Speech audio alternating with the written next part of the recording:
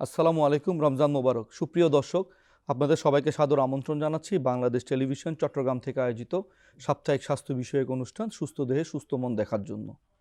দর্শক, আপনারা জানেন অনুষ্ঠানটিতে আমরা নানা ধরনের স্বাস্থ্য সমস্যা, এর চিকিৎসা এবং প্রতিকার নিয়ে কথা বলে থাকি।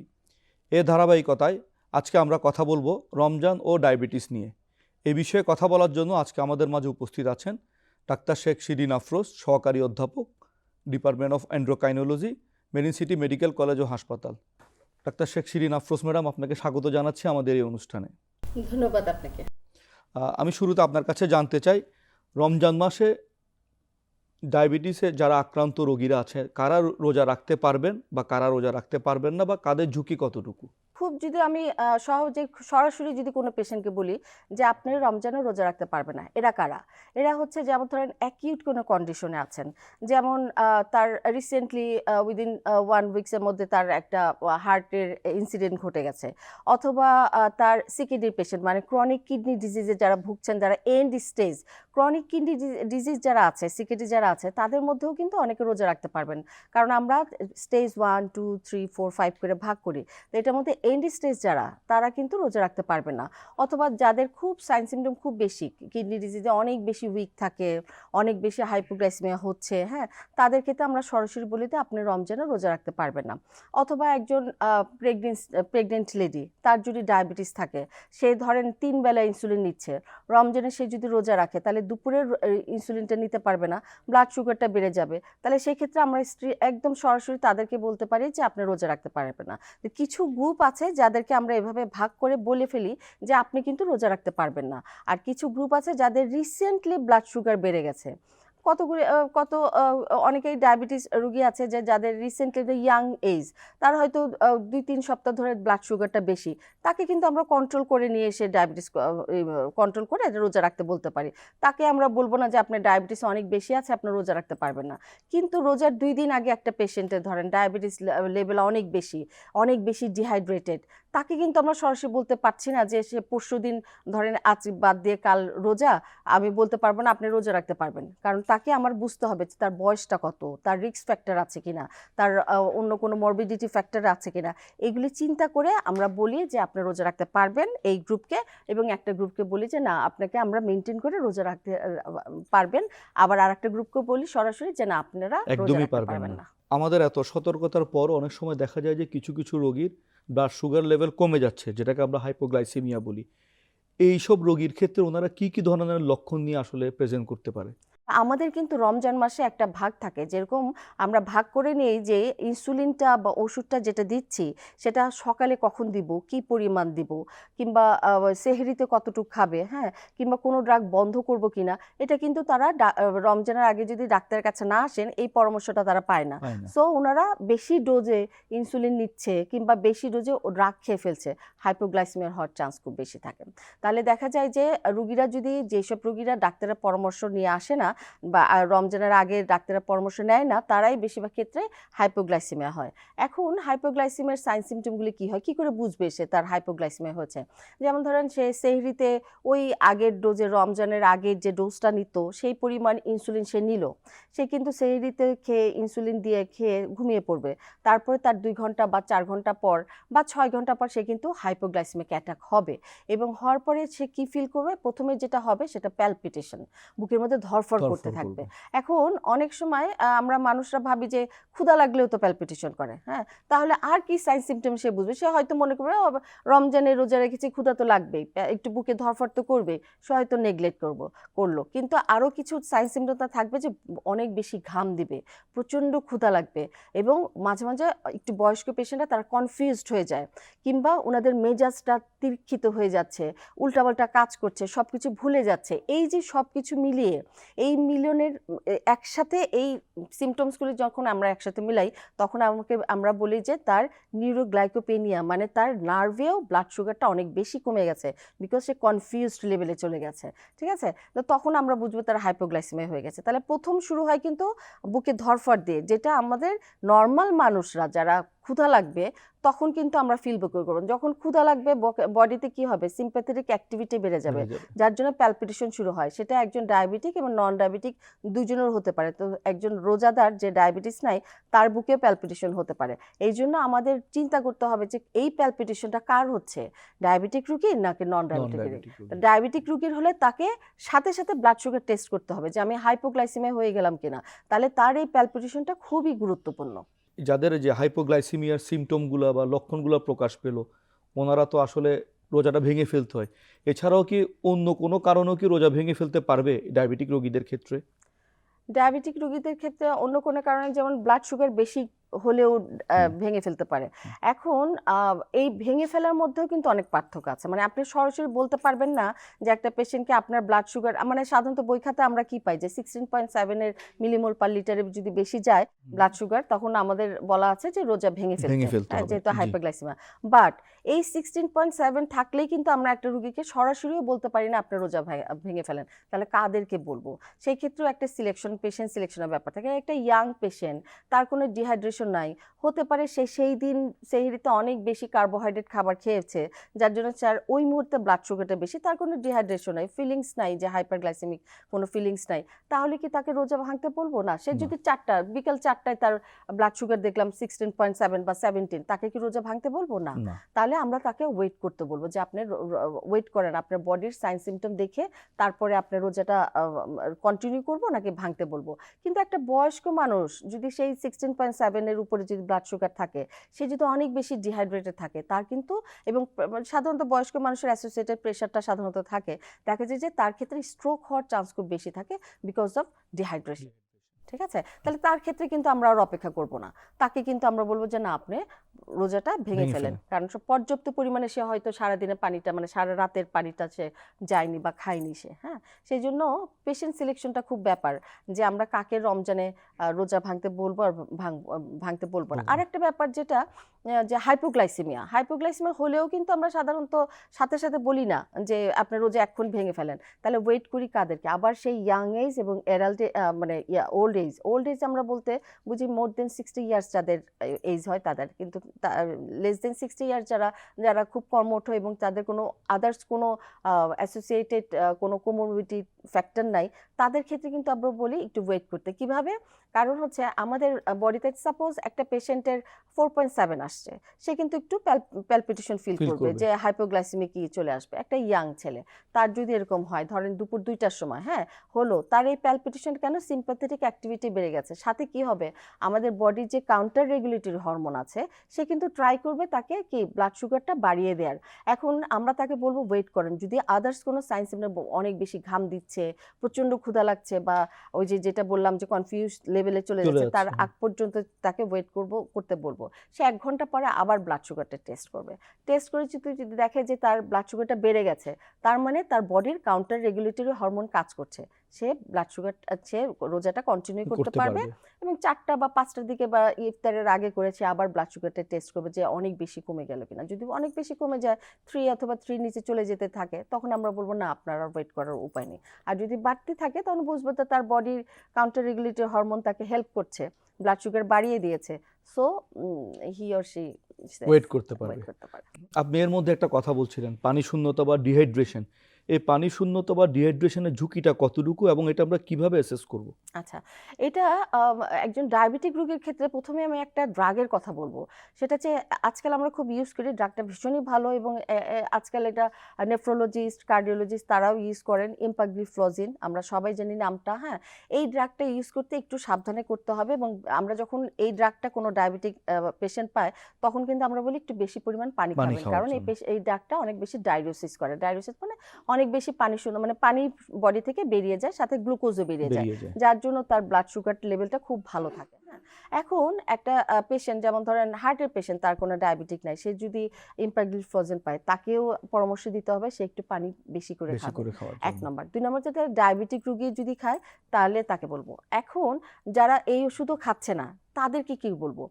আমাদের আবার সেই পেশেন্ট সিলেকশন, যে একটা ইয়াং জেনারেশনের পেশেন্ট, আর একটা ওল্ড এজের পেশেন্ট এবং যার সিকেডি আছে তার ক্ষেত্রে কিন্তু পানির পরিমাণটা কি থাকবে, একটা ফিক্সড অ্যামাউন্ট নেফ্রোলজিস্টরা দিয়ে যায়। অনেক সময় স্টেজ 3 বা স্টেজ 4 এর পেশেন্টকে আমরা বলি আপনার 1.5 লিটারের বেশি পানি খাবেন না। সেক্ষেত্রে সে ওই যে ইফতারের পর থেকে সেহরির আগ পর্যন্ত তার একটা পানির পরিমাপের একটা বোতল থাকবে, যে 1.5 লিটারের বোতল বা 1 লিটার যতটুকু 500 দিয়ে ml, হ্যাঁ দিয়েছে, জি। যতটুকু দেই আমরা, সেটার একটা বোতল থাকবে যে এই পানিটা ভরলাম ইফতারের টাইম থেকে সেহরি পর্যন্ত আমরা পানিটা খাবো, এটা তার জন্য পর্যাপ্ত। আবার ধরেন আপনাকে যদি আমি বলি যে আপনি একটা ইয়াং মানুষ, আপনার বডিতে 3 থেকে 4 লিটার পানি খেতে হবে, তাহলে এই ইফতারের থেকে শুরু করে যেই পরিমাণ আমরা শরবত খাই, আমরা অনেক সময় শরবতটা বাদ দিয়ে দিই, না পানি খাচ্ছি কিন্তু আমরা 1 গ্লাস শরবতও খেয়েছি, কিন্তু ওখানে কিন্তু 500 বা 300 ml থাকে, পানি তাহলে আছে। ওইটা ইনক্লুডেড। তাহলে সেই ক্ষেত্রে সেখান থেকে ধরে আমরা সেহরি পর্যন্ত 3 থেকে 4 লিটার পানি আমাদের পর্যাপ্ত পরিমাণে পানি খেতে হবে। এইভাবে আমরা বডির ডিহাইড্রেশনটা কারেক্ট করতে পারি। যারা রেগুলার ইনসুলিন নিচ্ছে বা অ্যান্টি ডায়াবেটিক ওষুধগুলো খাচ্ছে, ওনাদের ক্ষেত্রে ওষুধের ডোজ এবং সময় কিভাবে অ্যাডজাস্ট করতে হয়? আমরা বলি যে রমজান মাসে রাতের যে ডোজটা সেটা দিয়ে আমরা সেহরিতে, হ্যাঁ, আর সকালে যে ডোজটা সেটা দিয়ে হচ্ছে ইফতারিতে। এখন কারো যদি ডায়াবেটিসটা বাড়তি থাকে তাহলে ইফতারের যে সকালের ডোজটা সেটা ফিক্স রাখি, বেশি রাখি, কিন্তু রাতের ডোজটা আমরা হাফ অথবা 1/3 কমিয়ে ফেলি। এটা খুব মানে জরুরি, কারণ হচ্ছে আমাদের কি ইফতারের পরে কিন্তু আমরা রাতে যে ডোজটা দেই সেটা কিন্তু রাতের পরে 8 ঘন্টা আমরা দেই, কিন্তু রাতে কিন্তু আমরা হেভি খাবার খাই যখন আমরা নর্মাল টাইমে করি। কিন্তু আপনি একটু খেয়াল করলে দেখবেন যে সেহরিতে আমরা নর্মাল যে রাতের খাবারটা খাই সেহরি কিন্তু অত খাওয়া যায় না।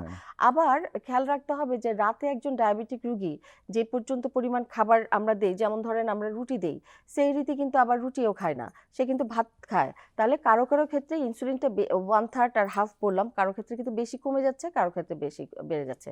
তাহলে সকালের ডোজটা নিব আমরা ইফতারের টাইমে, রাতের ডোজটা হাফ অথবা 1/3 করে অ্যাকর্ডিং টু তার ব্লাড সুগার, ওইভাবে আমরা সেহরিতে নিব। ওষুধের ড্রাগও একই হবে। অনেক সময় সকালের ডোজটা আমরা ইফতার টাইমে দেই, আর রাতের ডোজটা আমরা সেহরিতে দিই। এখন রাতের ডোজের মুখে যে ওরাল ড্রাগটা দেই, অনেক সময় ধরেন কেউ গ্লিকাজাইড পাচ্ছে, এটা একটা ইন্টারমিডিয়েট অ্যাক্টিং ড্রাগ বা লং অ্যাক্টিং, ইন্টারমিডিয়েট থেকে লং অ্যাক্টিং ড্রাগ। তাহলে সেই ক্ষেত্রে আমরা রাতের ডোজটা অনেক সময় বন্ধ করে দিই, রাতের ডোজটা না দিয়ে মানে সেহরিতে সেই ডোজটা আমরা দিই না, শুধুমাত্র ইফতারিতে রাখি। তো এটা আসলে একটা পেশেন্টের ডিপেন্ড করে, একটা পেশেন্টের ব্লাড সুগারটা তার কেমন থাকে। তাহলে একজন ডায়াবেটিক পেশেন্ট কখন কখন ব্লাড সুগার টেস্ট করবে, হ্যাঁ টেস্ট করবে, এবং কি করে বুঝবে তার ব্লাড ইনসুলিন কখন বাড়াবে কমাবে বা ওষুধটা বন্ধ করে দিবে কিনা। হ্যাঁ, তখন আমরা বলি যে অনেক সময় বলে যে ইফতারের 2 ঘন্টা পরে টেস্ট করতে। দেখেন ইফতারিতে কিন্তু আমরা যে পর্যন্ত খাবার খাই সেই খাবারের মাঝখানে কিন্তু খাবারে অনেক বেশি ফাইবার জাতীয় খাবারও খাই। তার মধ্যে 1 নম্বর ফাইবার খাই হচ্ছে বুট, ছোলা। হ্যাঁ, ছোলাতে কিন্তু অনেক বেশি ফাইবার থাকে। হ্যাঁ, তো সেই ক্ষেত্রে অ্যাবজর্পশনটা কিন্তু স্লোলি হয়। তো আপনি দেখবেন খেয়াল করে যে ইফতারের 2 ঘন্টা পরে যখন আমরা টেস্ট করতে বলি ব্লাড সুগারটা তো বেশিই থাকে, কিন্তু আমরা যখন তারাবি নামাজের পরে বলি যে তারাবি নামাজের পরে আপনার ব্লাড সুগার টেস্ট করুন, তখন কিন্তু অনেক বেশি কমে যায়, কারণ তার এতক্ষণে 4 ঘন্টা পার হয়ে গেছে, ব্লাড সুগারটা অ্যাবজর্পশন মানে কার্বোহাইড্রেট অ্যাবজর্পশনটা হয়েছে অনেক বেশি। 1 2 নম্বর হচ্ছে তার তারাবি নামাজ একটা বড় এক্সারসাইজের মধ্যে পড়ে, তাহলে সেই ক্ষেত্রে তার এক্সারসাইজ করা হয়েছে, তাহলে ওই ব্লাড সুগারটা কিন্তু সে বুঝবে যে তার ইফতারের ডোজটা আসলে কত হবে। কারণ ইফতারের 2 ঘন্টা পরে আপনি টেস্ট করলেন, কারোর ব্লাড সুগার আছে 14, আপনি ওটা দেখে যদি পরের দিনের ইনসুলিনটা বাড়িয়ে দেন তাহলে কিন্তু আপনি তারাবি নামাজের পরে হাইপো হয়ে যাবেন। কারণ দেখা গেল তারাবি নামাজের পর ওই 14টা গিয়ে হয়েছে 8, তাহলে আপনি যদি ইনসুলিন বাড়িয়ে দেন ওই 8 যে হবে 6 বা 4 বা 5 এরকম হয়ে যাবে। তাহলে আমাদের খেয়াল রাখতে হবে যে কারো কারো ক্ষেত্রে যে যারা খুব খাদ্য মেনটেন করে চলে তাদের ক্ষেত্রে আমরা ইফতারের পরে 2 ঘন্টা করব, এবং যারা একটু রিল্যাক্স মুডে খায় আপনি যতই অ্যাডভাইস দেন ডায়াবেটিস রোগীরা রমজানে কিছু না কিছু খাবার বাড়তি খেয়েই ফেলবে। হ্যাঁ, তো ইফতারের পরে ওনাদের বাড়তি থাকবেই। সেক্ষেত্রে আমি সবসময় অ্যাডভাইস করবো যে সেহরি তারাবি নামাজের পরের পর যেন তার ব্লাড সুগারটা টেস্ট করে। আর একবার করবে হচ্ছে সে যারা ইনসুলিন নেয় তারা সেহরিতে খাবারের আগে ইনসুলিনটা অ্যাডজাস্ট করার জন্য, এবং অবশ্যই সকালে ঘুম থেকে উঠে 10টা অথবা 11টার দিকে সে একবার করবে, আরেকবার করতে পারে বিকেল 4টার দিকে, আর একটা হচ্ছে ইফতারের আগে। ইফতারের আগে। এই 4 বেলা যদি আমরা করতে পারি তাহলে কিন্তু আমরা এবং অবশ্যই যখন হাইপোগ্লাইসেমিক ফিল করবে অথবা অনেক বেশি ড্রাউজি ফিল করছে, অনেক বেশি দুর্বল লাগছে, গলা অনেক বেশি শুকিয়ে যাচ্ছে, তখন বুঝবে তার ব্লাড সুগার বেড়ে যাচ্ছে, তাহলে তখনও সে একটা করতে পারে। এখন ধরেন ওষুধ নিয়ে কথা বলছিলাম বা ডোজ অ্যাডজাস্ট নিয়ে কথা বলছিলাম, এখন আমি জানতে চাই যে ইফতারের সময় আসলে আমরা ডায়াবেটিক রোগীদের ক্ষেত্রে আমরা খাওয়ার ব্যাপারে কি কি প্রেফার করব আসলে? আসলে এটা আমরা খাবারের চার্টটা সবসময় দিয়ে থাকি সাথে। এখন কি খাবো এবং কত ক্যালোরি খাবো সেটা একটা ইম্পর্টেন্ট। রমজানের আগে যে পেশেন্টটা 16 ক্যালোরির একটা চার্ট পেত, রমজানের সময়ও কিন্তু আমরা 16 ক্যালোরি চার্টটা দেই, বাট খাবারগুলি চেঞ্জ হয়ে যায়। যেমন ইফতারের টাইমে আমরা অনেক সময় রমজান মানে রুগীরা এসে আমাদের কাছে জিজ্ঞেস করে ছোলা বুট, এটা তো আমাদের খুব কমন একটা প্রিয় খাদ্য, যে রমজান মাসে আমরা এটা খাই, খুব মানে পছন্দ করে খাই। বাসায় যেটা রান্না হবে ওনারা খেতে পারবে না, সেটা তো হতে পারবে না। তখন জিজ্ঞেস করে আমরা কি এগুলি খেতে পারবো না? অবশ্যই পারবেন। প্রতিটা জিনিসের মাপ আছে। যেমন 300 গ্রামের একটা কাপ আমরা মেজার করে নেই, যে 300 গ্রামের কাপের, যেমন আমি যদি বলি আপনাকে 1600 ক্যালোরির একটা হিসাব যদি বলি, যে ইফতারের টাইমে সে কি খাবে, সে কিন্তু হাফ কাপ খেতে পারবে, বুট খেতে পারবে, 3টা পেঁয়াজু খেতে পারবে, 2টা বেগুনি খেতে পারবে। এই যে সে কিন্তু সবই খাচ্ছে, তাই না? এখন মিষ্টি ফলের মধ্যে, ফল তো আমরা সবসময় ইফতারের সময় রাখি, সবচেয়ে বড় কথা হচ্ছে খেজুর। খেজুরটা কি করব? ওনাদের ক্ষেত্রে দেখবেন আমাদের যে ডায়াবেটিক রোগীদের যে আমরা একটা বই দিয়ে থাকি, সেই বইতে কিন্তু খাদ্য তালিকার মধ্যে অনেক রকমের ছবি দেওয়া আছে। সেই ছবির মধ্যে কিছু ছবি আছে, তার মধ্যে একটা পেজে লেখা আছে সারা দিনে যে কোনো একটি ফল খাবেন, মানে মিষ্টি ফলগুলোর মিষ্টি মধ্যে। ফল। এর মধ্যে কিন্তু বরাদ্দকৃত এবং পরিমাণ সবকিছু দেওয়া আছে। যেমন উনি খেজুর খেতে পারবে কয়টা? 2 থেকে 3টা খেজুর কিন্তু উনি খেতে পারবে। এখন কেউ বললো না আমি তো একটা খেজুর খাই, তাহলে আমি অন্য ফল খেতে চাই। হ্যাঁ, অবশ্যই পারবেন। আপনার ক্ষেত্রে কিন্তু একটা খেজুর খেলেন, আর একটা আপেল আপনার জন্য বরাদ্দ ছিল। আপনি যেহেতু খেজুর খেয়ে ফেলেছেন, সেক্ষেত্রে কিন্তু আপেল খেতে পারবেন না। কিন্তু আপেল খেতে পারবেন কখন? যদি আপনার 1/4 আপেল নেন, একটা খেজুর খান, 2টা আঙ্গুর খান, হ্যাঁ, কিংবা 1/4 কলা খান। আপনি কিন্তু অনেকগুলো ফল খেয়ে ফেললেন। কিন্তু পরিমাণ সবগুলি থেকে অল্প এই অল্প অল্প নিয়ে অল্প। একটা ফলের পরিমাণ হয়ে গেল। তাহলে সবগুলি খেতে পারবে। আর টক জাতীয় ফলের মধ্যে উনি প্রচুর খেতে পারে। বিশেষ করে আমাদের সিজনাল ফলগুলি যেমন আমড়া, পেয়ারা, আমলকি, জাম্বুরা, হ্যাঁ? এগুলি কিন্তু প্রচুর খেতে পারবে। তবে চিনিটা বাদ দিয়ে খেতে হবে। সেক্ষেত্রে শরবত উনি খেতে পারবে না। একটু লেবু দিয়ে শরবত খেতে পারবে, বাট উইদাউট সুগার। এই যে ডায়াবেটিস রোগীদের ক্ষেত্রে তো আমরা শুনলাম ইফতারে কি কি খেতে পারবে, আসলে এখন আমি জানতে চাচ্ছি সেহরিতে কি কি ওনারা খেতে পারবেন বা কি খাবার খেলে ওনাদের সারাদিনের ব্লাড সুগার লেভেলটা স্থিতিশীল থাকতে পারে? অবশ্যই এটা খুব ইম্পর্টেন্ট। সেটা হচ্ছে আমরা সবসময় বলি সেহরিতে আপনারা একটু ফাইবার যুক্ত খাবার খাবেন। যেই খাবারের ফাইবার বেশি থাকে সেই খাবারগুলি অ্যাবজর্পশন স্লোলি হয়, যার জন্য ব্লাড গ্লুকোজ লেভেলটা খুব দ্রুত কমে যায় না বডিতে। অনেক সময় ইফতারে খুব বেশি মিষ্টি, সেহরিতে খুব বেশি মিষ্টি খেয়ে ফেললে খুব দ্রুত বডিতে কার্বোহাইড্রেট বেরোয় চলে যাবে, তাহলে হাইপোগ্লাইসেমিয়া হওয়ার চান্স বেশি থাকবে। তাহলে কি খেতে হবে? আমরা ফাইবার জাতীয় খাবার বলতে যেটা বুঝি সেটা হচ্ছে ধরেন কিংবা একটু ফ্যাট খেতে হবে, যেমন প্রোটিন খেতে হবে। প্রোটিনটা খুব স্লোলি অ্যাবজর্পশন হয়। সাথে পরিমাণ মতো যতটুকু পরিমাণ তাকে কার্বোহাইড্রেট দেওয়া হয়েছে সেই পরিমাণ সে কার্বোহাইড্রেট খাবে। সাথে কি খাবে? সে একটু 1 গ্লাস দুধ খেতে পারে। হ্যাঁ, দুধটার ভিতর ফ্যাট থাকে, সেটাও স্লোলি অ্যাবজর্পশন করায়। তারপরে সে সেহরিতে ঘুমানোর আগে সে একটা আপেল খেতে পারে অথবা একটা কলা খেতে পারে, যেটা সে ধরেন ইফতারিতে কম খেয়েছে, সেটা সে ফল একটা খেতে পারে। সেটাও ফাইবার জাতীয় ফল, যেমন আপেলটা ভীষণ ইম্পর্টেন্ট, ফাইবারটা খুব বেশি থাকে, যার জন্য আপেলটাকে আমি ফোকাস করছি, যে একটা বা অর্ধেকটা আপেল খেয়ে ঘুমাতে পারে। দুধটা রেগুলার রাখতে পারে। আর তো বললাম যে কার্বোহাইড্রেট আর বাকি যে প্রোটিনটা ভীষণ ইম্পর্টেন্ট। আর শাকসবজি, ভেজিটেবল খাবে। প্রচুর পরিমাণে ভেজিটেবল খেলেও তার যে বডিতে যে কার্বোহাইড্রেট, পর্যাপ্ত পরিমাণে কার্বোহাইড্রেট সে খেয়েছে, সেটার অ্যাবজর্পশন স্লোলি হবে। সারাদিন ওনার হাইপোগ্লাইসেমিয়া হওয়ার চান্সটা কম থাকবে। এই যে রমজানে যে আমাদের ডায়াবেটিক রোগীদের যে শারীরিক কার্যক্রম বা অ্যাক্টিভিটি বা ব্যায়াম, এটা আসলে কতটুকু করতে হবে? আমরা প্রতি ডায়াবেটিক পেশেন্টকে বলি যে আপনি 20 থেকে 30 মিনিট এক্সারসাইজ করবেন। এখন এই 20 থেকে 30 মিনিট আপনি যদি ধরেন যে এখন আমরা তারাবি নামাজ পড়ি, আপনি যদি ফ্যানটা বন্ধ করে তারাবি নামাজ পড়তে বসেন দেখবেন আপনি ঘেমে যাবেন। তার মানে এটা একটা বড় এক্সারসাইজ যে আপনি দাঁড়াচ্ছেন, অনেকক্ষণ দাঁড়িয়ে আছেন, উঠে বসছেন, বসে আছেন, আবার উঠছেন। এই যে অনেকে বড় সময় ধরে নামাজ পড়ে, যে 20 রাকাত নামাজ পড়ে। তারাবি নামাজে তো অনেকগুলো ভাগ আছে, অনেকে 8 রাকাত পড়ে, 12 রাকাত পড়ে, 20 রাকাত পড়ে। যারা 20 রাকাত পড়ছেন তারা কিন্তু একটা বড় এক্সারসাইজ করে ফেলেছেন। তাদের ক্ষেত্রে আমরা বলি আপনাদের এক্সট্রা এক্সারসাইজ করতে হবে না। কিন্তু যারা ধরেন 8 রাকাত নামাজ পড়ছে তাদেরকে আমরা বলি যে আপনারা তারাবির পরে একবার ব্লাড সুগারটা টেস্ট করবেন, আপনার কত আছে সেই অনুযায়ী আপনি একটু 5 মিনিট বা 10 মিনিট একটু হাঁটবেন। সেটা অবশ্যই রাতে, নট নেসেসারিলি যে আপনার সেহরিতে ঘুম থেকে উঠে হাঁটতে চলে গেলাম, যেটা সকালে সবাই এক্সারসাইজের মতো মনে করে যে ভোরে হাঁটি, সেই ক্ষেত্রে আমি সেহরিতে ঘুম থেকে উঠে হাঁটতে চললাম, তাহলে সারাদিনে হাইপো হয়ে যাওয়ার চান্সটা খুব বেশি থাকে। সো তারাবি নামাজের পরে আমরা একটু হাঁটতে পারি, সেটাও ডিপেন্ড করে যে কার কিরকম নামাজ পড়ছে, কতটা রাকাত নামাজ পড়ছে, তার কার কতটা পরিশ্রমী হচ্ছে, সেই অনুযায়ী আমরা বলি। কিন্তু তবে তারাবির নামাজটা মাথায় রাখতে হবে যে এটা একটা বড় এক্সারসাইজ। আমরা অনুষ্ঠানের একেবারে শেষ পর্যায়ে চলে এসেছি।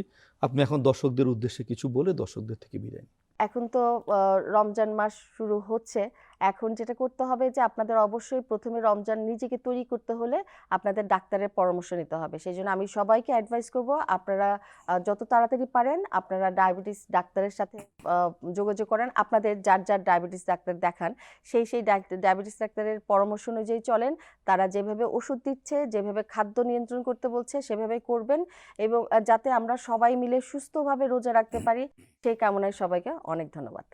ধন্যবাদ আপনাকে আমাদের মাঝে উপস্থিত হয়ে আমাদেরকে মূল্যবান পরামর্শ দেওয়ার জন্য। সুপ্রিয় দর্শক, এতক্ষণ আমরা শুনছিলাম রমজান এবং ডায়াবেটিস নিয়ে। একটা ব্যাপার আমাদের মাথায় রাখতেই হবে যে আমরা হুট করে আসলে রমজানের 1 দিন 2 দিন বা 3 দিন আগে ডায়াবেটিস যারা রোগে ভুগছেন তারা যাতে আমরা ডাক্তারের কাছে না যাই। আমাদেরকে অ্যাটলিস্ট 2 থেকে 3 মাস আগে, আজকে যিনি আমাদের ম্যাডাম, ওনার মুখ থেকে আমরা শুনলাম যে অ্যাটলিস্ট 3 মাস আগে আমরা ডাক্তারের কাছে যাব, এবং রমজানের কিভাবে আমরা কি করব, কিভাবে ওষুধ অ্যাডজাস্ট করব বা করণীয় কী হবে, এগুলো আমরা সেইভাবে আমরা অ্যাকর্ডিংলি আমাদের ডাক্তারের পরামর্শ মতো আমরা অ্যাডজাস্ট করার চেষ্টা করব। সুপ্রিয় দর্শক, আগামী পর্বে আমরা আরও একটি রোগ এবং এর চিকিৎসা ব্যবস্থা নিয়ে আপনাদের মাঝে হাজির হব। সে পর্যন্ত আপনারা ভালো থাকুন, সুস্থ থাকুন, বাংলাদেশ টেলিভিশন চট্টগ্রামের সাথেই থাকুন। আল্লাহ হাফেজ।